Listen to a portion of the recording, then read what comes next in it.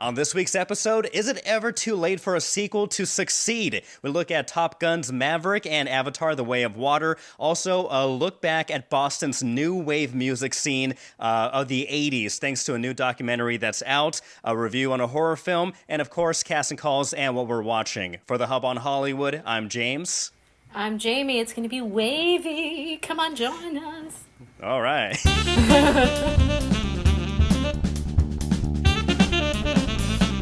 All right, Jamie. Hi. Sorry, I'm weird, James. But that's what you get when you come to the Hub on Hollywood. It's spicy. And that's what you expect from the Hub on Hollywood. A little bit of spice, a little bit of weird, mix it all together. You get Jamie and James. But thank you so much for joining us on this week's episode of the Hub on Hollywood. Remember, if you're watching us on YouTube, give us a like, give us a subscribe, comment down below, join the conversation, let us know what we should be talking about and reviewing. Also, if you're listening to us on any of the major podcasting streaming services, you rock. You can listen to us on Spotify, iHeartRadio, Apple Podcasts, wherever you get your podcasts. We are there, and they can find us on the social medias, right? Absolutely. You can find us on Insta. You can find us on Facebook. You can find us on Twitter. We're everywhere you want to be, honestly. On the Book Face, on the Gram Talk, we're all over the place. All on the Gram Talk. I like that. Speaking of, we had a lot of people who reached out to us, James, with your last episode and your incredible interview with the actress. Remind me of her name. Yeah, Maheda Ife. She's a local Boston actress. Yeah, originally from Brockton.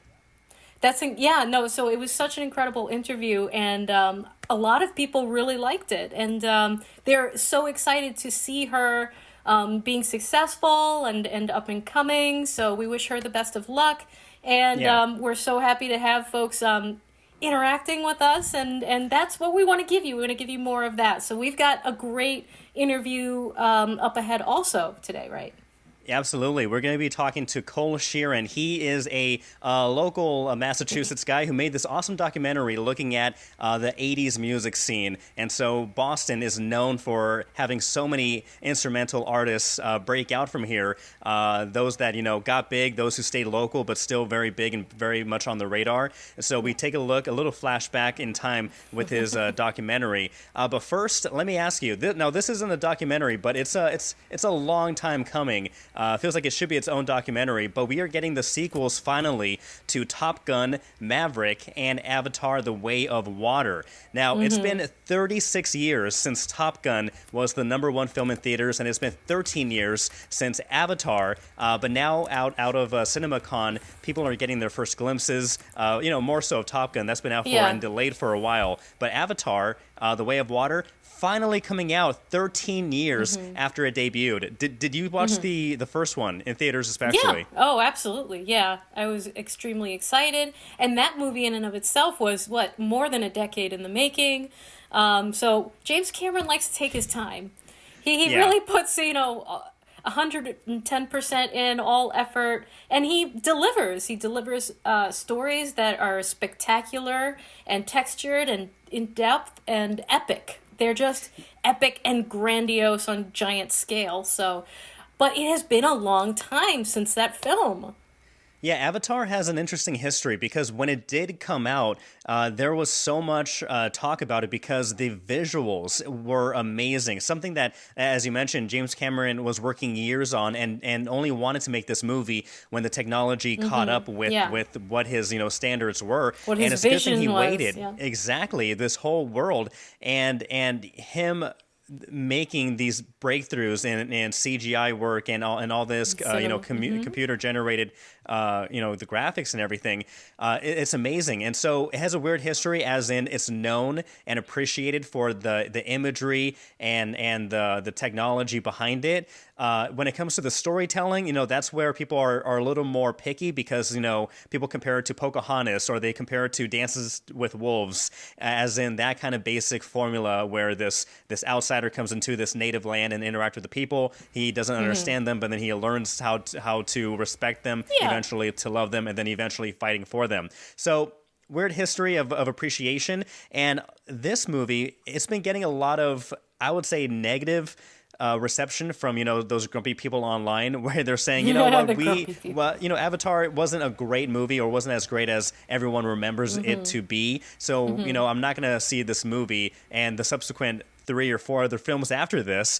But I was kind of in that boat, but now I've switched over thinking, you know what, like you said, James Cameron, he's a genius, and he's been working and putting so much time and effort into this that I think the very least I can give the benefit of the doubt, saying, maybe the story's better, but I'm really interested in the visual aspect as well, now that, they're doing more water work. Well, look, I don't think that the story was necessarily bad. I mean, maybe this is just my opinion, but all great stories are based on tropes. You know what I mean? On basic story structures and ideas that, are evolve and change and create great stories, but they're all pretty much based on just a few basic tropes. So you can't fault a movie for, having a formula at the center of it.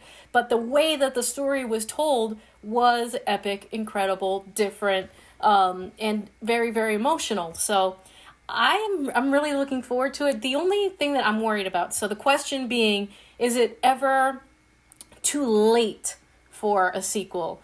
I think yes, because you lose that momentum. You lose that excitement. So all of those people that were excited for all, the breaking, cutting edge cinematic movie magic that was, the first Avatar, barely remember what the story was anymore. It's a whole new generation. It's a whole new audience that is going to the movies now. So it reminds me of Independence Day, James, and I want to see if maybe you agree with me on this. I feel like the Independence Day sequel that came out recently, it failed for exactly that reason, because people didn't remember the original, like this new generation that's going out to watch it. The excitement wasn't there, and Will Smith wasn't in it, frankly. So why, what was the point? Yeah, I didn't think it was really necessary, but I don't know. What do you think? Was it because of the time gap that it didn't do so well, or was just poorly done? You hit the nail on the head, where there's so much time had passed. With every other franchise, there have been, like for Star Wars, for example, like there's, you can name so many characters, you can name, or like there's so many products that and things in pop culture that you can reference it to. Independence Day, though, is somewhat of a I want to say cult classic, because it was very popular, but it's one of those films where you don't think about too much. If speaking for myself, it's not a part of your life, or yeah, and so there's a different generation that didn't catch on or see the first one and grow up with that nostalgia. And for myself, I wasn't too enticed by the trailer, so I didn't go back. I haven't seen it, so there wasn't enough nostalgia, I guess, for me to go back. And when it comes for Avatar, talking about the generational difference, that's also a big thing, because when Avatar came out, going to the movie theaters, even though numbers were dwindling, as they've been for many years, but even then, many people still went to the movie theaters to go see the big new blockbuster film. Nowadays, new big blockbuster films are coming out straight to TV. And, James Cameron, his movies, especially Avatar, is meant to be seen on a big screen. It's made for that experience. Yeah. People may not share that same urgency to go back to the movie theater to see that, when they could maybe wait and see it on TV when it's on one of the streaming services that they already pay for. Yeah. So I could see that generational divide playing and how we view content nowadays playing a role in that. But again, like I said, I was not that interested a while ago. Maybe I'm changing and evolving, but I am now looking more forward to Avatar 2. However, I'm still looking forward to Top Gun Maverick more so, even though that one came out in '86. That one, I think, because just Tom Cruise. Anything Tom Cruise does, he also devotes his 100%. Yeah, he's back in it. And so Tom Cruise is back. Okay. Yeah. Yeah, so he's producing it, and he's flying those jets himself, and we're getting a lot of those glimpses in the trailer. And so things like that makes me more hyped and amped to go see that in theaters again, because I know that Tom Cruise, he's he puts the gas to the pedal, he pulls the throttle, pushes the throttle, whatever you do in a jet plane, and he goes all out. And so I'm really looking forward to this one more so, though I will probably see Avatar: The Way of Water in theaters as well. Tom Cruise is very much like his characters in the movies. I mean, he Yeah. does as many of his own stunts as humanly possible. I mean, I think it was in one of the Mission Impossible movies, he did a stunt where he was jumping from one building to another and Yeah. broke his leg as he made the landing and did not call cut, just kept and ran with a broken leg as far as he could until they called cut before he collapsed on the ground. Like, he's a badass. So, just like I was mentioning in Independence Day, Will Smith doesn't come back. So the allure wasn't there. Like, the original cast wasn't complete, wasn't Yeah, there. Jeff But Goldblum did return, but from what I understand, he wasn't that much of a major role no, in it as the first no. one. Plus, the whole going into space, I don't know. That one felt like a money grab. I don't know what it was, but there was a Yeah, sense of, yeah. money grabbing, behind the Grabbiness. scenes. Exactly, and so maybe that's kind of Yeah. what turned me off because everybody, everything, and everyone's being rebooted, and so that one felt like on the Yeah. cusp of some other movies that were also being redone with some or all of the cast members. But let us know what you think. Do you Yeah. think it's ever too late for a sequel to be successful? Do you plan on watching Top Gun Maverick or Avatar: The Way of Water? Let us know down below. Join the conversation. Let us know what you think, and what movie would you like to see a sequel for? What movie have Yeah. they made that they haven't listened to the audience's demand? Yeah. One movie I Yeah. will say, which I'm not sure if they can still do it anymore, but I would love to see a sequel for The Man from U.N.C.L.E., starring Henry Cavill and Armie Hammer. I know Armie Hammer has faced a lot of controversy and potential legal issues, so I'm Ooh. not sure if that would ever be possible. But bring back Yeah. Henry, bring back another spy that he could go head to head with. I think it would be a Yeah. slam dunk. I think, are there really is there anything left that hasn't gotten a sequel? You know what I mean? Like, That there's is just true. been that, like you mentioned, like that money grab, like looking for anything and everything that they can to reboot, to get that guaranteed cash flow. I don't know. So I'm not But sure that there's anything that I'd want to see rebooted because everything already has. Avatar: The Last Airbender is getting another live action Netflix series, and the casting looks amazing on that. Even though the original creators kind of booked it out of there, they're no longer affiliated with this Netflix reproduction. I have high hopes for it. Even though the M Night Shyamalan version was just I'm sure. stinker of I'm all sure stinkers. lessons were learned, Yeah, mistakes lessons were have been made, and learned. hopefully they won't be made again. Yeah, the cast is culturally appropriate. So yeah, let us know. Like James said, let us know. What do you think should be made into a sequel? What do you think should not be? Yeah, and we'll take it from there. Keep the discussion Yeah. going. Now, what isn't a sequel or a reboot is this film called The Night House. This is a horror thriller mystery film that's out on HBO Max. It came out in 2021. I had just scrolling through the archives of everything they have on the streaming service. I found The Night House, and I haven't seen a good horror movie lately, so I figured let's give it a shot. And I'm happy to say that this gets a good strong recommendation for myself if you are into the mystery horror genre. But basically, we follow a widow named Beth who is blindsided by the sudden suicide of her husband. And as she tries to figure out and deal with her loss and to try to move on, these strange occurrences and noises keep happening inside her lake house, where the house where her husband committed suicide. And it's during the escalation when she starts getting visions and dreams is when she starts trying to unravel the mystery behind her husband's sudden death and if he's really communicating or trying to communicate with her beyond the grave. But I Quick will say question. that, yeah. Oh, sorry. Quick question for you. Is there a horror movie that's not made in a lake house? In a No. creepy house in the woods by a lake? Unless Like any of unless them? Adam Sandler is in the movie, that lake house is definitely haunted and not being overrun by 50-year-old men in swimming trunks. Now, what's really cool about this movie is the excellent use of sound and music because they did this technique called using negative sound where they invert. I'm not musically literate, but from what I understand. From what they Yeah. explained, they use like reverse tones of some sort, and again called negative sound that creates this eerie, dreadful feeling. And they also use the great use of negative space. And so I'm not sure if you saw the other. The Invisible Man reboot, I guess reboot, that came out a few years ago. They shot, because the Invisible Man, you can't see where it is, but the camera is Yeah. pointed in a certain direction, like in a corner, and you could just kind of feel like, is he there? Is he not there? Kind of feeling that dread of like somebody's watching you, but you don't know if they're there for sure. This has the same kind of technique, but they also use weird optical illusions, and so the visuals of this movie are really interesting in how they are able to. Express or convey this entity, and the use of sound really does help push this movie forward. But what really carries the movie is Rebecca Hall, who plays Beth, and her performance is amazing just because she's doing a lot of acting against no one or acting with no one, Yeah. Yeah. and so she's able to feel like she's having a very intimate conversation with somebody who's in front of her, but the camera shows literally nobody.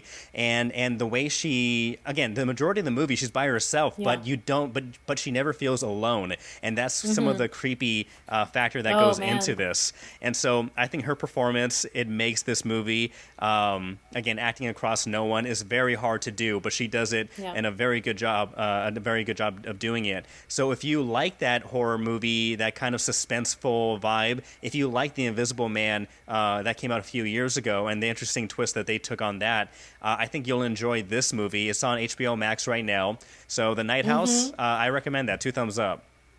Awesome. Yeah, I love watching actors flex those real acting muscles. Like you said, like when there's nothing in front of you and all of that. So that sounds very Are you interesting. into the horror But movies or no?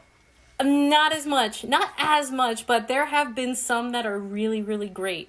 And for me, it takes a little bit something extra than just, oh, it's scary.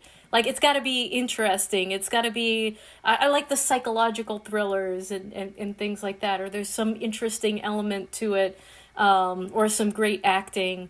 That's not just jump scares. You know what I Yeah. mean? No, no, this Because I has some can't good. handle it. I No, can't handle no. the jump scares, James. I would say there are maybe one or two jump scares in this one, but again, the Yeah. way that it's used, using the some certain sounds and or lack thereof, Yeah. that's That's also great. pretty good about this film. So That's I fun recommend it. filmmaking. Yeah. Yeah, that's fun filmmaking. Speaking of fun filmmaking, we're talking about a documentary, is that right? Yeah, that's right. This documentary called Whiplash, directed, edited by Cole Sheeran. He is a Massachusetts native and a Wheaton College student, and he introduced this film into the Massachusetts Independent Film Festival, and it was actually nominated for Best Documentary. And so the Whiplash follows this band that spanned from the mid to late '80s into the early '90s, and it's a great time capsule because of that '80s music scene, the new wave music scene. Yeah. Just because there's so much video and so many photos that this band they made Yeah. while they were doing their thing. And so I Yeah. spoke to Cole about the process, about his own dad being in the band as well, and what that meant for him, and Bill, how yeah. it's shaped his life. But without further ado, here's my interview with Cole Sheeran. So just right off the bat, how old were you when you figured out or learned about your dad's previous life before you? Well, I've honestly known as long as I can remember because he's got a not so well-aged tattoo on the back of his shoulder of the Snidely character. And so every time we go to a pool or something, we see that and the story comes right back up. I watched the documentary. I'm not sure exactly where you filmed everything, but I saw in a portion where your dad was being interviewed, the back walls also have some records and some posters, right? Yeah, we tried to decorate the set with as much of the old memorabilia as possible. So like one of them in the background is an old shirt that you can see him wearing later on in the doc and the old videos. And when you were putting this documentary together, just to start, what inspired you to actually focus on this, on the band for your project? Well, the drummer, I dedicated the whole thing to the late drummer, John Toronto, and he passed in early 2020. And my dad went up to Maine for the funeral, where he met up with a bunch of the old bandmates, and the videographer Al, who's also in the documentary, he had just hours of footage from back in the day where he just was walking around following them with a camera. And so he told my dad about it, who then told me. And I thought that would be really cool to just put something together, make something look like an old reel almost of memories. And it eventually started evolving into the idea of I could make this into an actual like project that people would enjoy.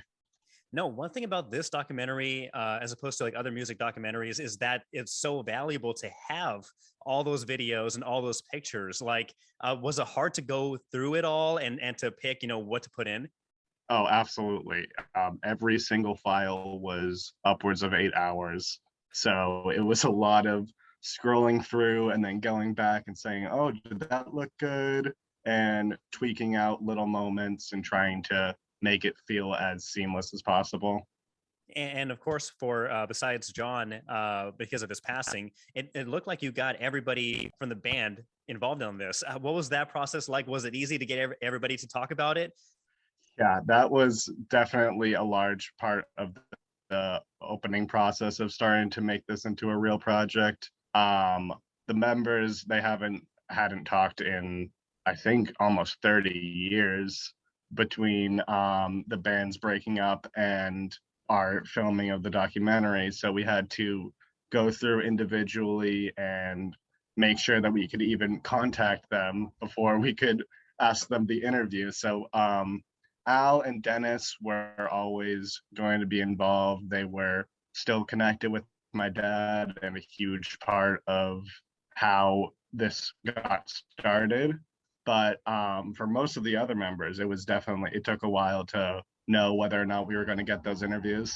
And it's funny because while watching the documentary, which is great, by the way, I thoroughly enjoyed the entire thing, and it's very well put together, and it was very gripping because obviously you're seeing the birth and then I don't want to say the fall of the band, but the eventual departing of the band members. But watching your dad reminisce about the clubs, the scene, hanging out with his friends and basically his family members, what they became to feel like, you could just see the joy on his face as he's reminiscing. And so, does he do that a lot out at home, or do you have to kind of pry these stories out of him?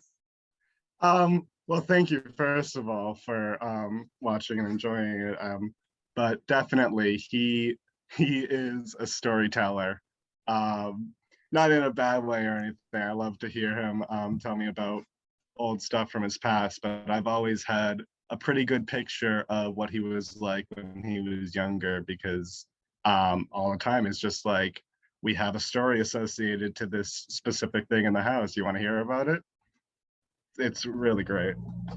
And so did his influence or his music background, did that influence yourself? Like, I'm not sure if are you musically inclined as well? Yeah, absolutely. I'm in a music course right now, trying to make a new project for my final project, scoring and filming abstract descriptions of sound. So that's just what I'm working on right now. But my dad has gotten me into guitar and older music and pretty much everything that I listen to now since around 13. I've been playing guitar, and that was absolutely because of him. No, that's awesome. And again, just going through the documentary, it was a lot of fun. And introducing it to the Massachusetts Independent Film Festival, how did that come about? And I believe your dad told me that you were nominated for best documentary, right? Yeah, it was an honor to have been nominated for anything, especially for it being my first film. Ended up turning the idea into an independent study at my school. And through that, I applied to a film festival submission fund where it was a drawing of people who would get a certain amount of money to apply to festivals. So I was able to take my first film and then apply to like 4 or 5 different festivals. And I've just been waiting to hear back from a few of them. And this was the first one that I not only got accepted to, but was nominated for a pretty major category, which was just an incredible experience. And for the festival, do you get to have it played in front of an audience? Yeah, so they have individual screening days where they have blocks of specific documentaries, and so there's like three different filmmakers per time block. So those filmmakers and who they want to bring, like family or friends or whoever, all come to this specific part of the festival to have it screened, and then afterwards the award ceremony is with everyone. For the showing, or for those who have seen it, like family and friends, and the audience, what's been the general consensus from those you know?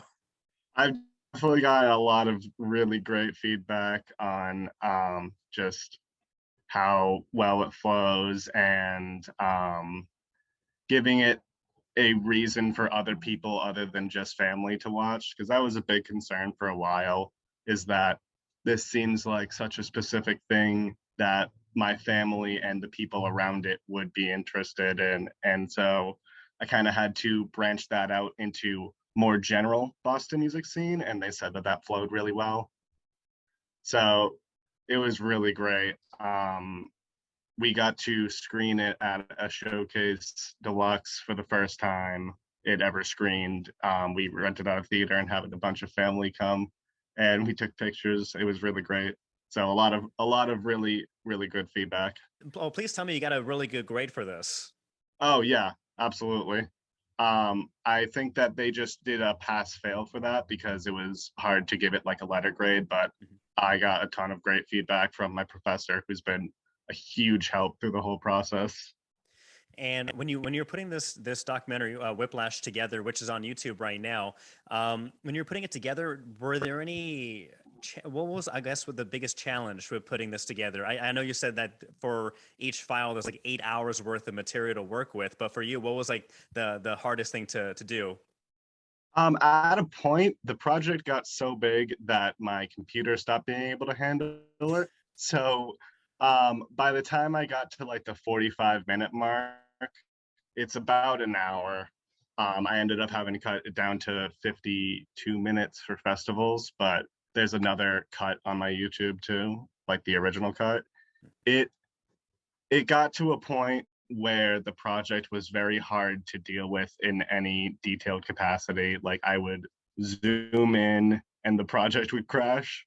So I ended up having to split the last 20 minutes up into different projects and then merge that all into one in the end. So that was a huge unnecessary step that just was because my computer couldn't handle it. Yeah, like I said, again, I think it's very well edited, and the story from beginning to end is done very well in a way that it keeps your attention, and it flows. Again, like you said, the version I saw was a 52 minutes, but it goes by very quickly, and I want to see more. And I would imagine that this brings back so many memories for the people that were growing up around that time, and possibly seeing bands like your dad's band at the time. It must be flooding, a flood of emotions and memories.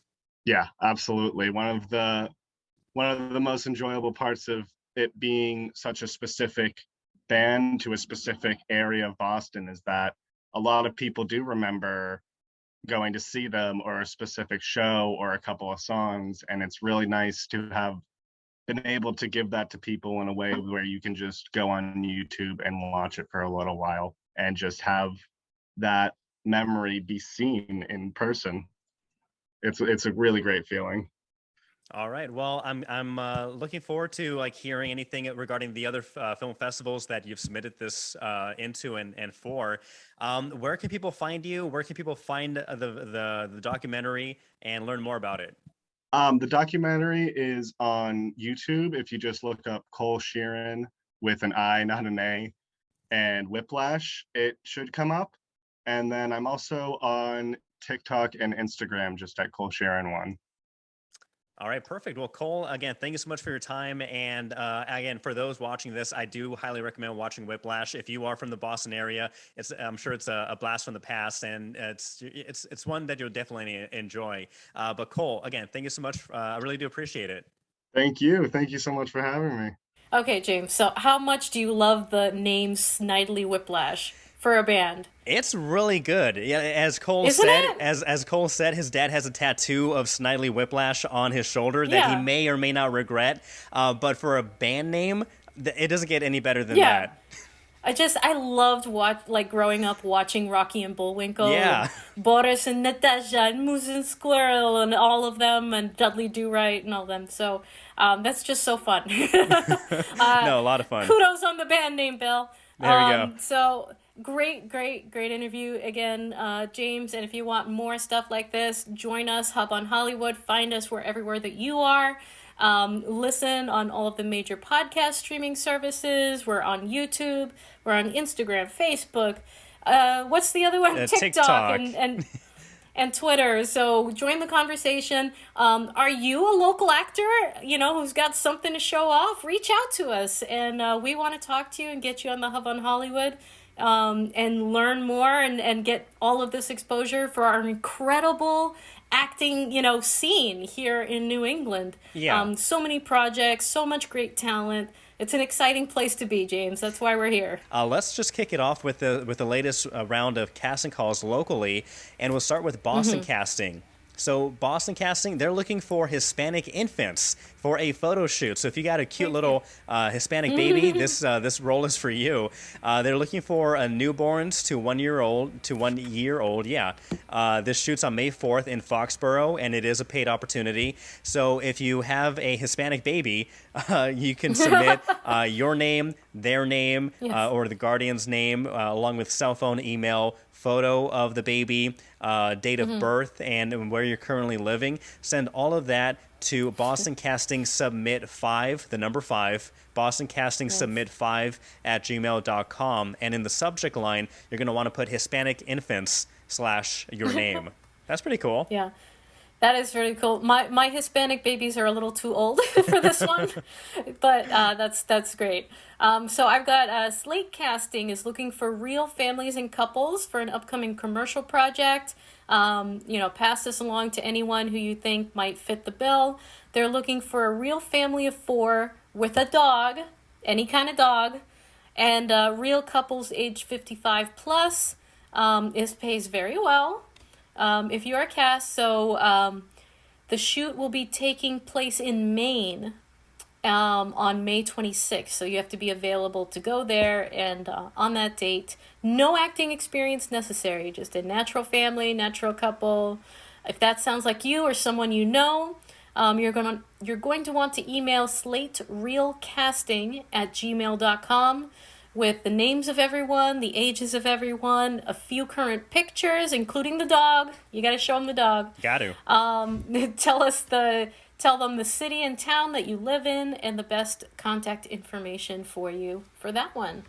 All right, CP Casting, they're looking for experienced security guards, 18 to 38 years old for a paid role. This is for a movie filming multiple days in May and in June here in Massachusetts. So if you have any security guard experience, you should send your name, phone number, where you live, recent photos of yourself in your attire, and what security experience you have. Email all of that for tiretowncasting@gmail.com. And if I'm not mistaken, that's the new Zendaya film, right? That is. Yes, all right, that is. so you could be a security Town guard. is that. You'd be guarding Zendaya in the That's movie, right. possibly. Oh my God. Yeah. Keep her Tyretown. safe. Keep her safe. Tyretown That's Casting. right. So excited about that one. I'm crossing my fingers. I really want to get in that one.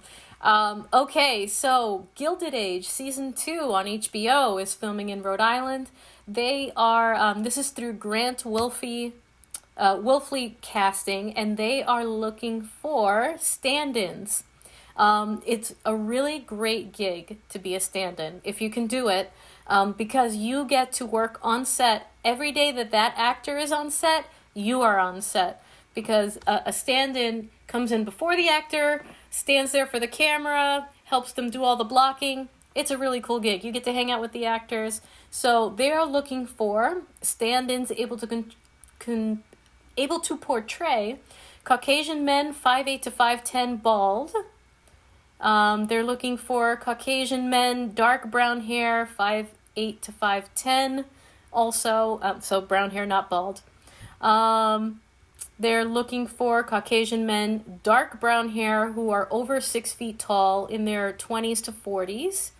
And they are looking for Caucasian women who are blonde, 5'2" to 5'4". And that is for the Gilded Age Season 2 that is filming in Rhode Island. If that is you, your height, your hair color, and you want to submit for this project, you're going to want to send a message to gildedage@gwcnyc.com. Include SAG posting Newport stand-in your subject line, and respond with your name, your phone number, your SAG number, current photo sizes, and send that all to Grant Wilfie Casting at that email. Again, it's gildedage@gwcnyc.com. All right, perfect. Not a bad list of casting calls. So if you meet any of those requirements, descriptions, go ahead and apply, send your application. If you know anybody who meets that description or requirements, send them our link. You know, get them cast on the new film, on a new project here happening in Massachusetts and in around New England. All right, Jamie. Right. I'm curious. I think you've been through a recent binge of different shows, right? I don't know where you find Yeah. the time. I don't know, but I don't know either. I don't know either. So what are we watching? Just bits here and there. You know what? I get like 20 minutes here, 20 minutes there, and I'm, just determined. But anyways, if you are a fan of Breaking Bad, all the shows are out that you would love. So first of all, Better Call Saul. The latest season is out, and I believe it's the final season. I believe so too. They are on a collision course with the original Breaking Bad series. All right. And it's getting really good. Getting really good. So it's everything that you loved about Breaking Bad. It's following Saul Goodman and his evolution as a character, and everyone else that was involved in the cartels and all the drug operations there. So really hoping that we see Jesse and Mr. White. Yeah, it's going to be interesting to see a end. 40-year-old Jesse Pinkman portray an 18-year-old Jesse Pinkman. They have the technology. They can They do do. it, James. They could do that for can do it. anybody now, yeah. But it's really fun and engaging, and I'm really enjoying Better Call Saul. Like I said, it's everything that you love about Breaking Bad, but with even more humor because it's all about Saul. Our Ozark, I believe final season also. Yeah. Just started coming out, and I love that. Everything that this couple has done, everything is catching up with Marty and his wife and the operation, that they've got going out in the Ozarks. So it's Breaking Bad without the levity, with all of the darkness and depressiveness that just never lets up.